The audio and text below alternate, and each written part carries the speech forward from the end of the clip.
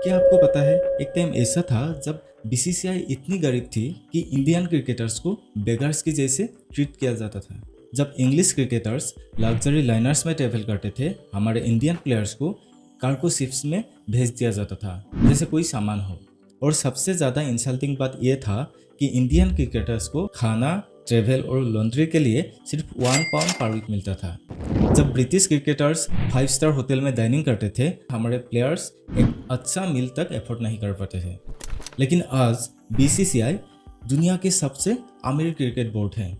BCCI की 2024 की revenue देखा जाए तो वो है 20,686 करोड़, जहां इंग्लैंड क्रिकेट बोर्ड का सिर्फ 492 करोड़, ऑस्ट्रेलियन क्रिकेट बोर्ड का 658 करोड़ और पाकिस्तान क्रिकेट बोर्ड का सिर्फ 458 करोड़ से। यानी कि बीसीसीआई का रेवेन्यू इंग्लैंड, ऑस्ट्रेलिया और पाकिस्तान इन तीनों बोर्ड्स के कॉम्बाइंड अर्निंग से भी 12 टाइम ज़्यादा है। लेकिन सवाल यह है कि बीसीसीआई ने ये कैसे किया? कैसे हमने बेगर से किंग्स तक का सफ़र तय किया? और कौन सा बिजनेस स्ट्रेटेजी ने बीसीसीआई को फाइनेंशियल जायंट बना दिया? इन सारे सवाल के बारे में हम इस वीडियो में डिस्कस करेंगे। और अगर आप सच में क्रिकेट फैन हो तो इस वीडियो को एक बार लाइक कीजिए और इसके साथ साथ वीडियो को एंड तक जरूर देखिए, क्योंकि आज हम इस वीडियो में इंडिया की क्रिकेट जर्नी को डिटेल में एनालाइज करेंगे और जानने की कोशिश करेंगे कि एक टाइम जो क्रिकेट टीम, जो बोर्ड इतना गरीब था, वो आज दुनिया की सबसे बड़ा क्रिकेटिंग बोर्ड कैसे बन गया। जहां बीसीसीआई ने आईपीएल में BCCI has allowed on field umpire. BCCI एक समय पे कुछ नहीं कमाती। नेटवर्थ की भी बात नहीं कर रहा हूँ, वो तो हमारी कहानी शुरू होती है 1930s और 40s में। तब क्रिकेट सिर्फ इंग्लैंड और ऑस्ट्रेलिया का गेम था। इंडिया एक कॉलोनी थी जिसमें क्रिकेट सिर्फ एलिट्स खेलते थे। और इंपीरियल क्रिकेट कॉन्फ्रेंस यानी कि जो आजकल आईसीसी है, वो पूरी तरह से ब्रिटिश कंट्रोल में था। उस दौरान इंडिया की क्रिकेट में कोई आवाज़ नहीं थी। British cricketers first class flights में घूमते थे, लेकिन इंडियन प्लेयर्स कार्गो शिप्स में ट्रेवल करते थे। और इसके साथ साथ हमारे प्लेयर्स पुराने और फटे हुए जर्सी पहन के खेला करते थे। 1932 में जब इंडिया इंग्लैंड टूर पे गई, ब्रिटिश मीडिया ने इस मैच को चैरिटी गेम कहा। मतलब इंडिया को सिर्फ क्राउड एंटरटेन करने के लिए बुलाया गया था। लेकिन इस इंसल्ट के बावजूद लीजेंड जैसे सीके नायडू और विजय हजारे ने देश के लिए खेला। बीसीसीआई उस टाइम बस एक नाम का बॉडी थी जिसके पास ना कोई पैसा था और ना ही कोई पावर थी। फिर आई 1983 की world cup victory. Kapil Dev की कैप्टेंसी में इंडिया ने इम्पॉसिबल को पॉसिबल बना दिया। वेस्ट इंडीज जैसे माइटी टीम को हराकर इंडिया ने वर्ल्ड कप जीत लिया। ये विक्ट्री सिर्फ एक ट्रॉफी जीतने से ज़्यादा थी। ये था इंडिया की आवाज़ उठने का मोमेंट। 1983 की वर्ल्ड कप जीतने के बाद देश भर में क्रिकेट फेवर फैल गया। हर गली, हर मैदान में चिल्ड्रंस कपिल देव बनने का सपना देखने लगे। और जहाँ पैशन होता है वहाँ माने भी आ जाता है। लेकिन सिर्फ वर्ल्ड कप जीतने से बीसीसीआई अमीर नहीं बने। ये सिर्फ शुरुआत थी। एक्चुअल गेम चेंजर आए बीसीसीआई के दो विजनरी लीडर्स, जगमोहन दालमिया और आईएस बिंद्रा के रूप में। दालमिया और बिंद्रा सिर्फ एडमिनिस्ट्रेटर नहीं थे, ये दोनों थे स्ट्रेटेजिक मास्टरमाइंड। उन्होंने समझा कि क्रिकेट अब सिर्फ एक गेम नहीं रहा, ये एंटरटेनमेंट बिजनेस बन सकता है। और इसीलिए ये दोनों ने एक ऐसा विनिंग स्ट्रेटेजी बनाए जो आने वाले टाइम में क्रिकेट को ही बदल कर रख दिया। दालमिया और बिंद्रा का फर्स्ट स्ट्रेटेजी था क्रिकेट से ब्रिटिश कंट्रोल को तोड़ना। 1991 में दालमिया ने इंग्लैंड और ऑस्ट्रेलिया की मोनोपोली को चैलेंज किया और उसके बाद आईसीसी में इक्वल रेवेन्यू शेयर की डिमांड रखी। और 1997 आते आते दालमिया खुद आईसीसी का पहला इंडियन प्रेसिडेंट बन गया। उन लोगों का सेकेंड विनिंग स्ट्रेटेजी थी टेलीविजन राइट्स से पैसा बनाना। पहले क्रिकेट सिर्फ दूरदर्शन पे दिखाया जाता था, लेकिन दालमिया ने ब्रॉडकास्टिंग राइट्स प्राइवेट कंपनीज को बेचने का डिसीजन लिया और ESPN ने 60 करोड़ में ये राइट्स खरीद लिया। वैसे ही 1993 में बीसीसीआई ने स्टार स्पोर्ट्स को $60 मिलियन में ब्रॉडकास्टिंग राइट्स बेचे, जो पहले से 10 टाइम्स ज़्यादा था। और उसके बाद 1996 वर्ल्ड कप में इंडिया ने 70% ग्लोबल रेवेन्यू जनरेट किया। उस टाइम दूरदर्शन से लेके पेप्सी तक हर एड में क्रिकेट घुसा हुआ था। इसके बाद 2002 में क्रिकेटिंग हिस्ट्री का सबसे इम्पोर्टेंट इवेंट हुआ, यानी कि आईसीसी का हेडक्वार्टर्स लंदन से दुबई शिफ्ट किया गया, क्योंकि बीसीसीआई ने बोला अब रूल्स हम बनाएंगे। और इसके बाद आज का सिचुएशन देखो, आईपीएल मीडिया राइट्स 2023 से 27 तक 48,390 करोड़ में बिके हैं और 2023 में 482 मिलियन व्यूअर्स ने आईपीएल का मैचेस देखे थे। दोस्तों, आईपीएल ने क्रिकेट का पूरा गेम ही चेंज कर दिया। 2008 में बीसीसीआई ने वो काम किया जो किसी क्रिकेट बोर्ड ने इमेजिन भी नहीं किया था, और वो है आईपीएल लॉन्च करना। ललित मोदी के मास्टरमाइंड आइडिया ने क्रिकेट को बॉलीवुड, पैसा और एंटरटेनमेंट के साथ जोड़ के 2008 में आईपीएल शुरू किया।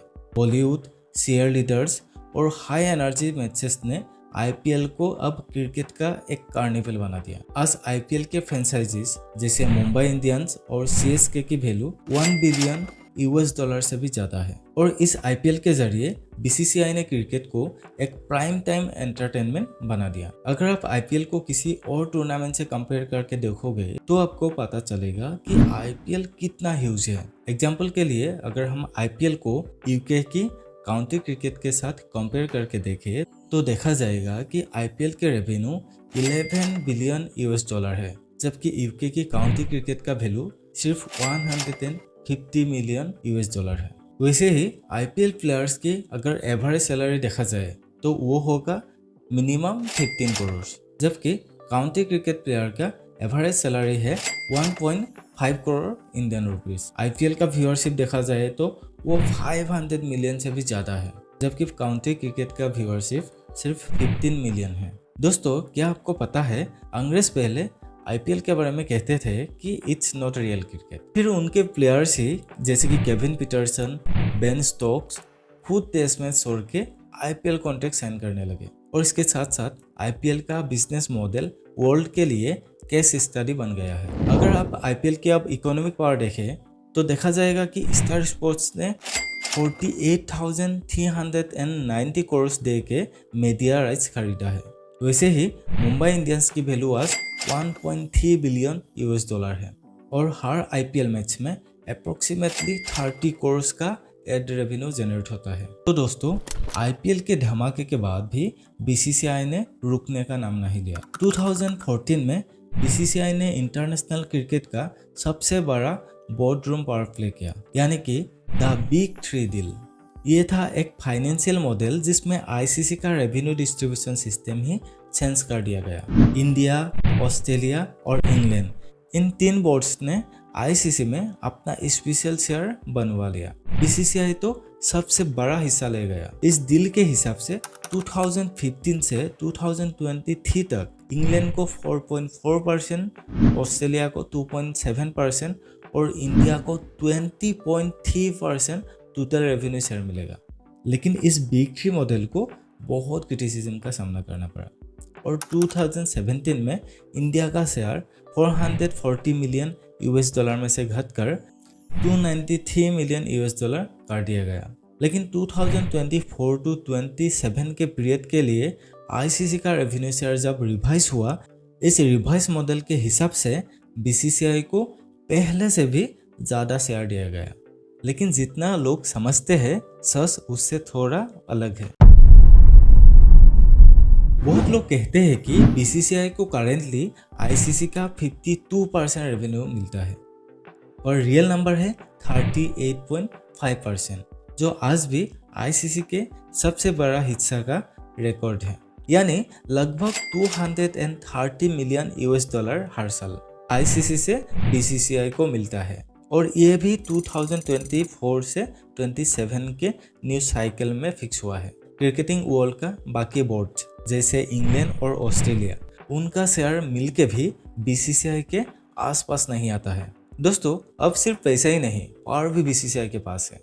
अब सोचो, आईसीसी ऑफिशियली शेड्यूल बनाता है, लेकिन जब इंडिया बोलता है हम पाकिस्तान के साथ नहीं खेलेंगे तो आईसीसी चैंपियंस ट्रॉफी के इंडिया के सारे मैचेस दुबई शिफ्ट हो जाते हैं। ये कोई छोटी बात नहीं है। 2023 का एशिया कप में भी सेम हुआ था। यह टूर्नामेंट होस्ट कर रहा था पाकिस्तान में, लेकिन इंडिया ने पाकिस्तान जाने से मना कर दिया, तो टूर्नामेंट का आधा मैचेस श्रीलंका में खेला गया। ये दिखाता है कि आईसीसी में असली कंट्रोल किसके हाथ में है। ऑफिशियली आईसीसी डिसाइड करता है कि कौन टूर्नामेंट कहाँ होगा, लेकिन प्रैक्टिकली बीसीसीआई जहाँ चाहता है वहाँ बड़ा इवेंट हो जाता है। जैसे कि पिछले कुछ इंपॉर्टेंट इवेंट देखिए। इंडिया ने पिछले कुछ सालों में 2016 T20 वर्ल्ड कप होस्ट किया और उसके बाद 2023 ODI world cup, 2025 champions trophy के की मैचेस भी दुबई शिफ्ट हो गया सिर्फ इंडिया के कहने पे। आज आईसीसी भी जानता है अगर इंडिया टूर्नामेंट में नहीं खेलेगा तो स्पॉन्सर, व्यूअर्स और पैसा सब कुछ जीरो हो जाएगा। दोस्तों, इंडियन क्रिकेट टीम इंडिया ये वही देश है जिसके प्लेयर्स कभी खुद टिकट निकाल के टूर जाते थे और कुछ डिकेड के बाद आज वही देश डिसाइड करता है कि कौन कब खेल सकता है। From cargo ships to private jets, from 1 pound per week to $1 billion revenue, BCCI की कहानी एक रेजिलियंस और विजन की कहानी है और ये सिर्फ शुरुआत है। अगले 10 ईयर्स में क्या बीसीसीआई अपनी डोमिनेंस बनाकर रख पाएगा या कोई नया चैलेंज आएगा? इस बारे में आपका क्या ओपिनियन है? कमेंट करके जरूर बताइए। और अगर आपको ये वीडियो पसंद आई हो तो लाइक करें, शेयर करें और सब्सक्राइब करना ना भूलें। मैं मिलता हूँ आपको नेक्स्ट वीडियो में, तब तक के लिए थैंक्स फॉर वॉचिंग।